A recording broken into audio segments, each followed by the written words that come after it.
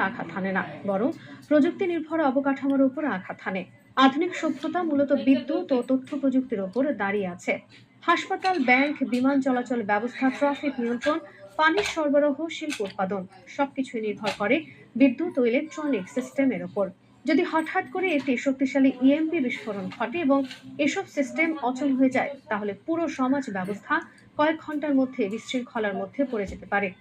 বিশেষজ্ঞদের মতে, একটি বড় শহরের উপর ইএমপি হামলা হলে প্রথমেই বিদ্যুৎ গ্রিড বিকল হয়ে যেতে পারে।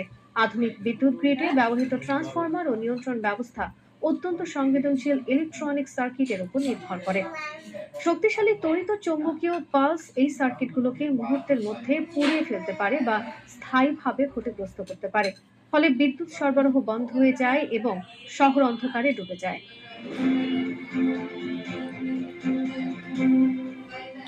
এর পরপরই যোগাযোগ ব্যবস্থা বিপর্যস্ত হতে পারে। Mobile tower, internet router, satellite যোগাযোগ ব্যবস্থা এবং ডাটা সেন্টারগুলো একই ধরনের ইলেকট্রনিক যন্ত্রপাতির উপর নির্ভরশীল। ইএমপির প্রভাবে এসব যন্ত্রপাতি অকার্যকর হয়ে গেলে ফোন কল, ইন্টারনেট সংযোগ এবং ডিজিটাল তথ্য আদান প্রদান প্রায় অসম্ভব হয়ে পড়ে। আধুনিক অর্থনীতি যেখানে ডিজিটাল লেনদেন ও অনলাইন নেটওয়ার্কের উপর নির্ভরশীল, সেখানে এই ধরনের পরিস্থিতি অর্থনৈতিক কার্যক্রমকে সম্পূর্ণ থামিয়ে দিতে পারে।